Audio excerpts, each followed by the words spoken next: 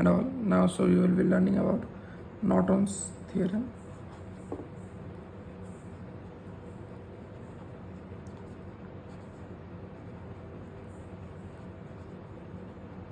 So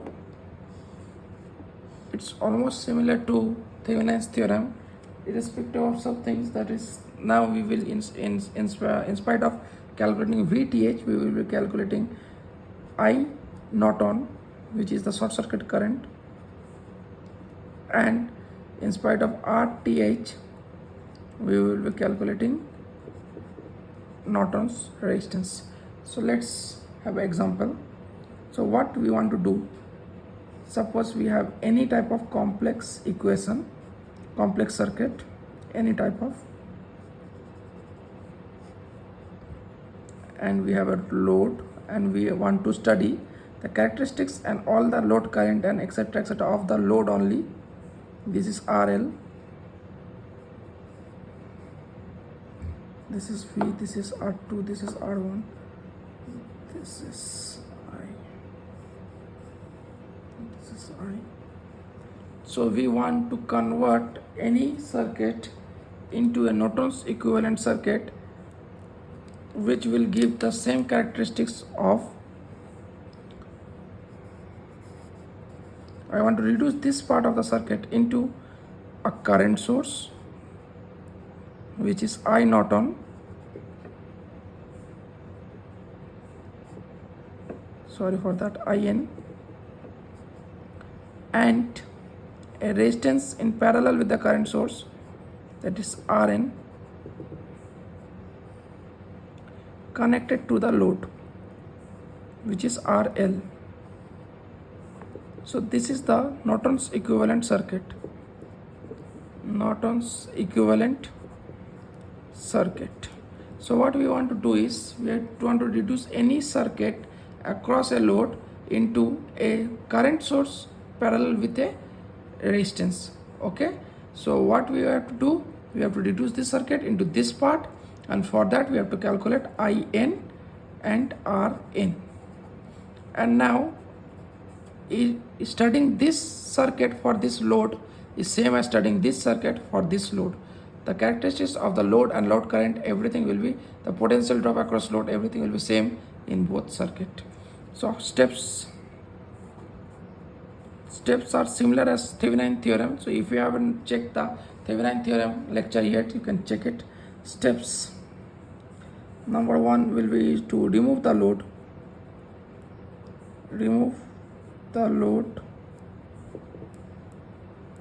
and short circuit the terminals. Okay, so suppose suppose we have a circuit over here.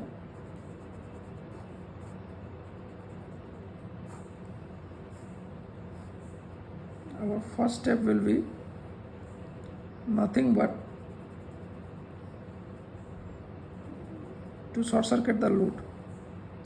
So this is R2, suppose this is R1, this is R3, this is V plus minus, and this is our RL. So in order to make a Norton circuit, first step is to remove the load and short circuit the terminals. So terminals are this, let's name them A and B.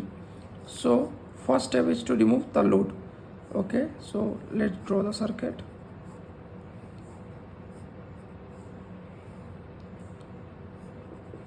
So I removed the load, B and A. Okay, so what we have to do, short circuit it. So here we short circuit it, and the current which will flow from A to B will be nothing but the I Norton. So second step, from this step you can calculate, after that, after short circuiting, calculate Norton's current, which is IAB. So using any mesh analysis and all, you can easily calculate the Norton's current. So 2 steps have been followed. Now let's go into the step number 3. In order to get this circuit, we need I Norton, which we calculated, and also R Norton. Okay, so let's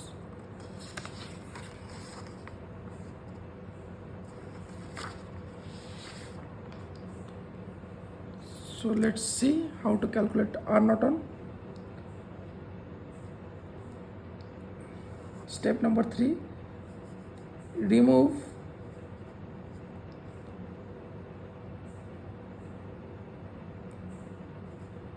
all current sources if present, current sources, that is open circuit them and short circuit all the potential or voltage sources, okay, or voltage sources. This is the step 3. Suppose we have the same circuit. So we have a V over here, we have R1, continuing the same circuit, we have R2, R1,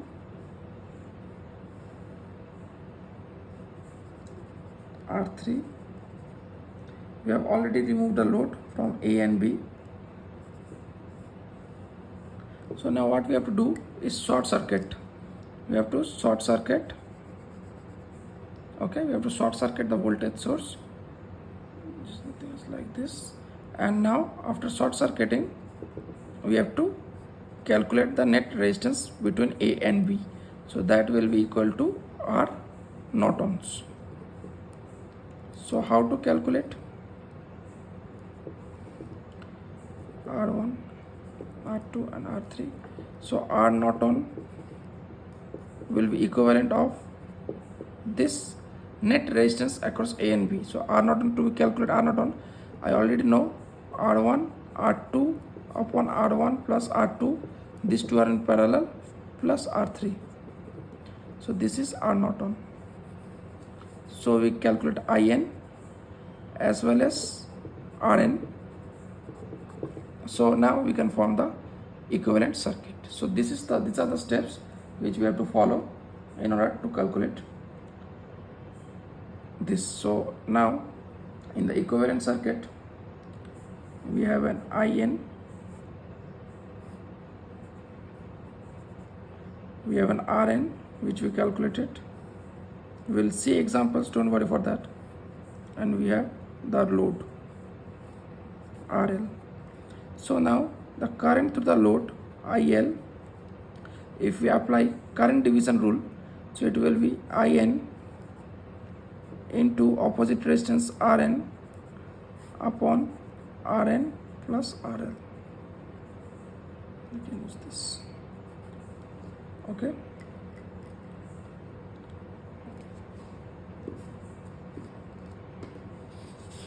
Special cases. Now look at some special cases. Suppose dependent source is present. Suppose dependent sources are,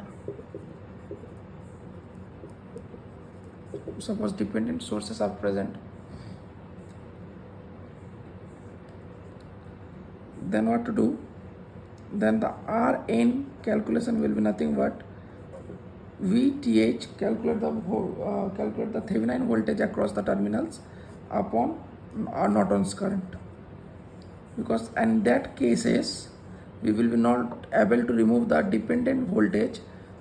V dependent sources, we can not be able to short circuit these sources, so we will use this. We have already seen this in Thevenin's lectures. Okay, and moreover, if suppose VTH equal to 0 and I Norton subsequently will be also equal to 0, if suppose you arrive in this case, but you still can get a resistance, right? The voltage may be 0, current may be 0, but there may be a resistance in the circuit. So you want to maybe calculate only resistance. So what you will do, at the load junction, after removing the load, suppose you will assume a test volt of any magnitude. You can assume 1, 2, 3, whatever you can assume, and calculate the current using KVL, KCL, whatever you want to follow.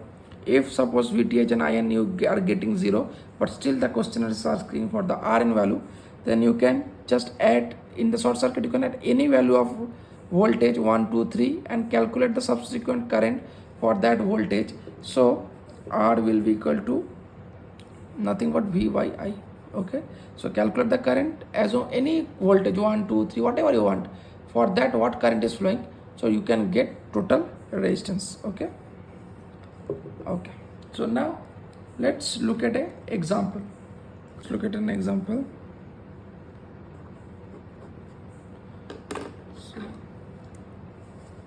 we have a circuit.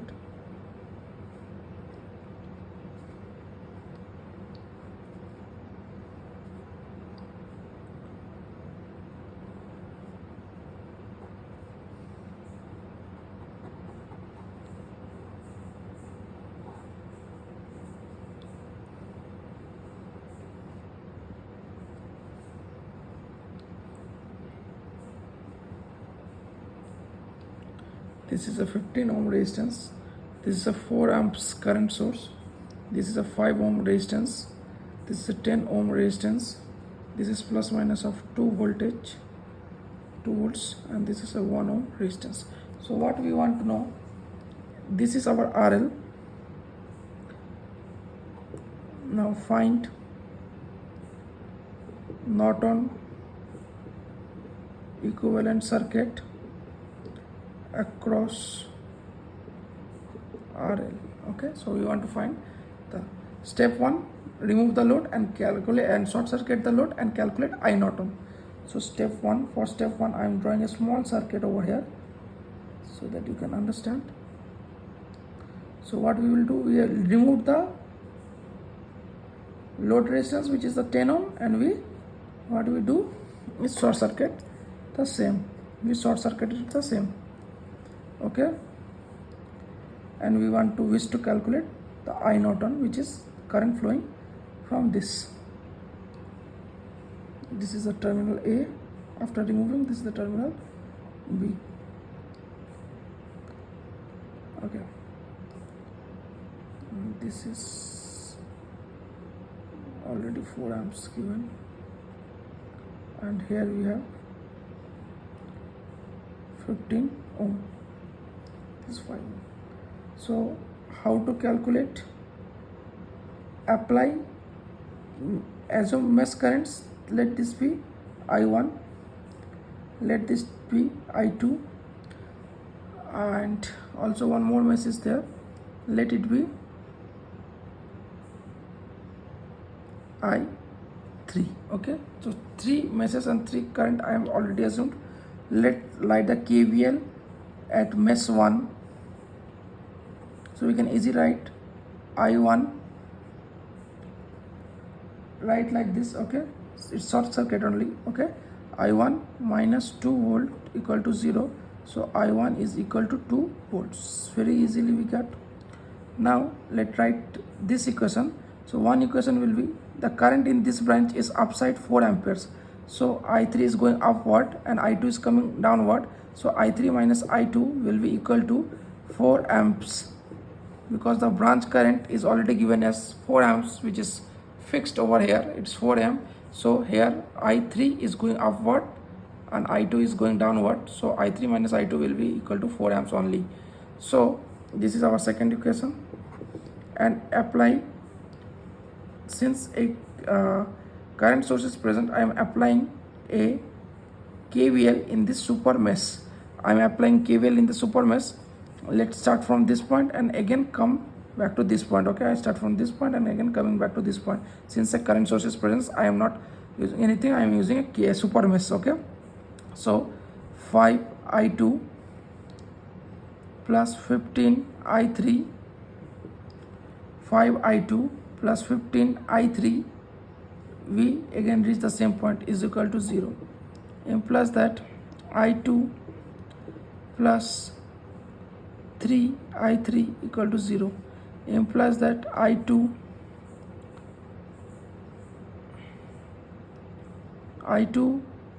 by 3 equal to minus of I3, implies that I3 equal to minus of I2 by 3. So substitute this value, minus of I2 by 3 minus of I2 equal to 4 amperes, implies that minus of 4I2 equal to minus of 4 by 3 I2 equal to 4 amps, implies that I2 equal to minus of 3 amps. So we also know that what is the I Nortons. I assumed I Norton to be like this in this branch. Zooming out this branch, I Norton is going A to B, and also A to B I1 is flowing, and B to A I2 is flowing. So IN is nothing but I1 minus I2, because the same branch will have only one current. So the Norton current, which is this current, will be equal to I2 minus I1. Sorry, pardon me, I1 minus I2. Okay, so what is the value of I1? 2 amperes. I'm sorry, this is 2 amperes. Okay, this is not volts. 2 amperes minus I2 is nothing but minus of 3. So it will be equal to 5 amps. So we also came to know I Norton. Since we have I Norton, and since we have now we have I Norton, so we have initial part of our circuit, which is IN equal to 5 amps. So now rest is to calculate the Rn. Next is to calculate the Rn. So for Rn, what I have told you. So for Rn, do one thing. To understand what is Rn, you have to open circuit all current sources. You have open circuit all current sources and short circuit all the voltage sources. Let's draw the circuit. I short circuiting this voltage. Okay, so the load is already out. Okay, here 5 amps is there. I am open circuiting the current source, and the 15 amp is still there. 15 amp, 5 amp, and this is 1 ohm. So what is the net resistance between A point and B point? These two are series, and the series is with parallel with 1 ohm, because I am interested in the net resistance between these 2 points. So Rn will be equal to 5 plus 15 in parallel with 1 ohm is equal to 20 parallel with 1 ohm resistance. Okay, so how to know? Resistance Rn will be equal to R1 R2 20 into 1 upon R1 plus R2 21. So it will be 20 upon 21 ohms. Okay, so we got the value of Rn itself.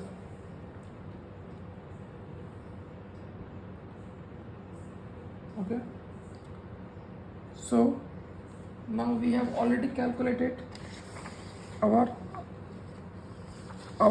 Norton current to be 5 amps, and also we calculated our Rn to be 0.95 ohms. So the net circuit will be, the equivalent Norton circuit will be nothing but, this will be IN equal to 5 amps, this will be Rn equal to 0.95, and this will be RL equal to 10 ohms. So this is how we reduce a circuit into a Norton's equivalent circuit. So if I want to know IL, so IL using, you can use mesh analysis, current division rule, whatever you want. So using current division rule, IL will be equal to Rn upon Rn plus RL into IN. So IL will be equal to 5 into Rn is 0.95 upon 0.95 plus 10. So IL will be equal to 0.43 amps. I hope you understand the problem. So initially we have the circuit. Okay, let's revise. We have the circuit. So this was our load resistance, which was with 10 ohm resistance. So what we have to do is first open circuit. First remove the load and short circuit to find the I Norton. And one more point to be very it's a very important point to be noted down. So now you see the IN was positive of 5 amperes. It was going A to B.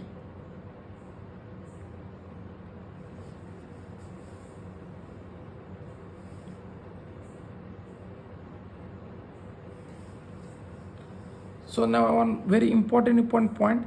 Now it was A and this was B. So I Norton was positive of 5. So my assumption that it was flowing A to B was correct. Okay.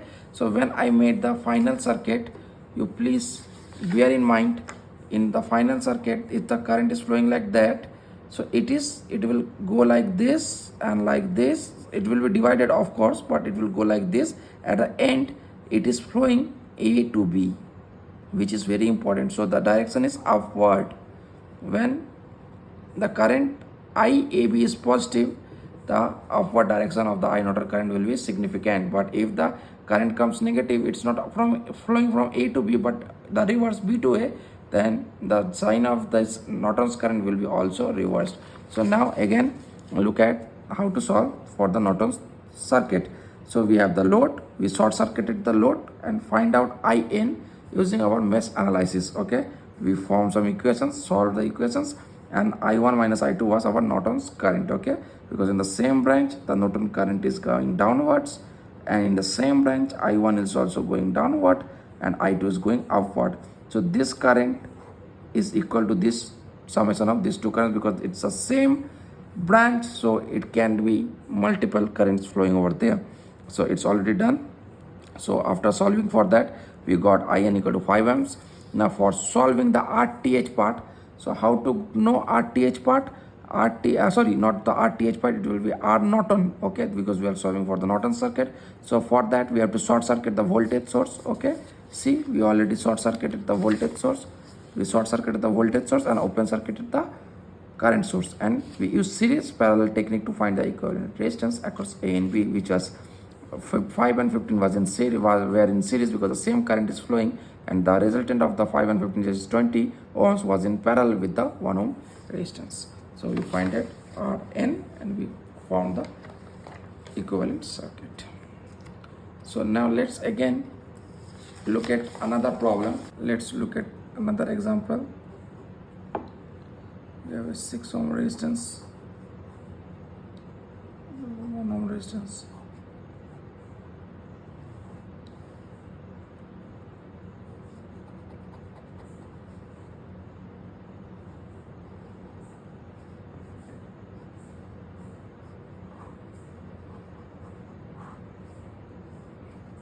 This is our RL equal to 10 ohms. This is 20 volts. This is 3 ohms. This is 2 ohms. This is 1 ohms. And this is 6 ohms. And this is 10 volts. So I want to Norton's equivalent circuit across this load. Okay. So what we have to do? First short circuit the load.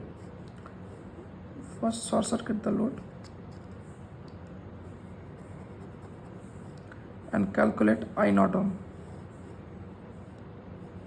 which is our step 1. Okay, now an interesting idea I will give you. So before short circuiting, when I remove the load before short circuiting, these points are A and B. These are same as these 2 points. So remember one thing, when I short circuit these points, I will be calculating I Norton. Okay, Okay, and one more thing, when it is open circuit, I can also, we have already learned VTH, we can also find VTH. I know this is a Norton circuit, but we can find VTH also now when it's open circuit.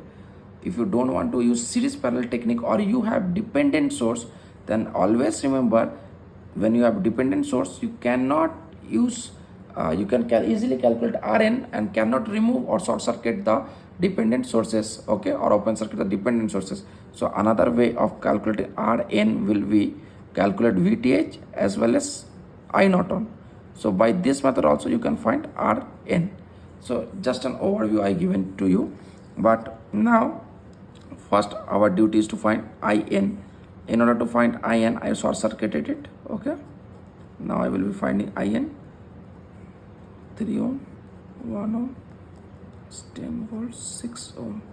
So let us assume I1 to be flowing like this, I2 to be flowing like this, and I3 to be flowing like this.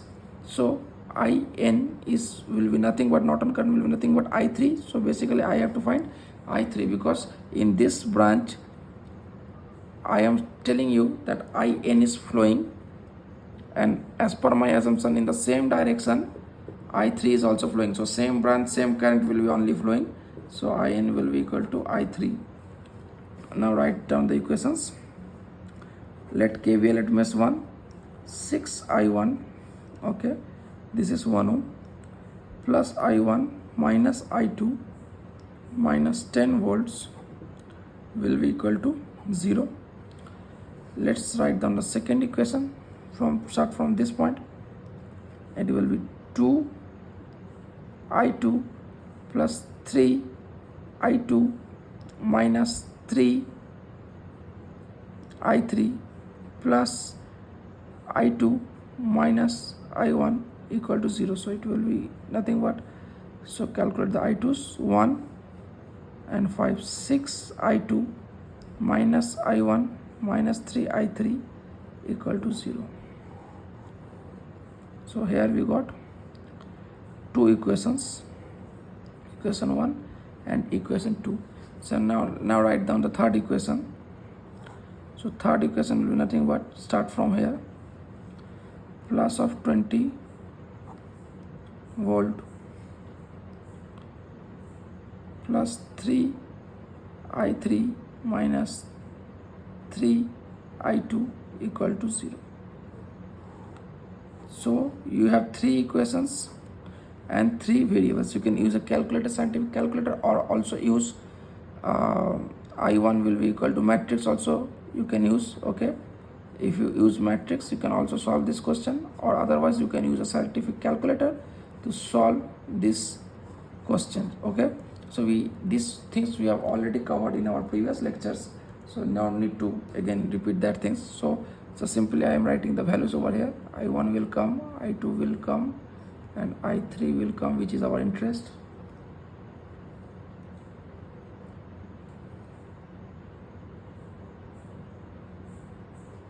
So let's suppose I3, not suppose, so I3 will be coming around minus 13.17 amperes. So this will be our Norton's current. Okay, no need to find I1 and I2 in here, but in calculator you can find. So Norton's current we got minus of 13.17. So I assumed it to be flowing like A to B, but it's not flowing A to B, it's actually flowing B to A. So this is very important. So when I will be designing the circuit, the current is flowing B to A. So this was the A and B, this was the A and B. So it's not flowing like this, okay, A to B, it will be like this. The I Norton will be having a down sign, and obviously here one R Norton will be also there. So in this I will find R Norton using series parallel only because it will be easy. So let's do it. So this is the circuit. So how to calculate? We have to Rn, we have to short circuit this voltage source.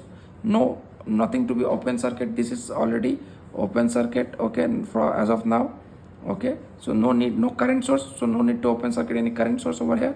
So I will be finding resistance across this A and B open terminals. I have removed the load. Okay, so let's assume. So what you can see, these two are in parallel, okay, Rn, to find Rn, these two will be in parallel, that will be series with this, and again these two will be in parallel. So this will be equal to, Rn will be equal to, so first what is that resistance of this? 6 upon 7, okay. So now these two will be in series, the resultant of this and this will be in series, so it will be equal to 14 20 by 7. So now 20 by 7 will be in parallel with 3, so it will be like this, and 20 by 7 plus 3, so it will be, the resultant will be equal to 60 by 7 upon 41 by 7, so it will be equal to 60 by 41 ohms. Just a simple series and parallel techniques, okay. So it will be around 1.46, it will be around 1.46 ohms, okay.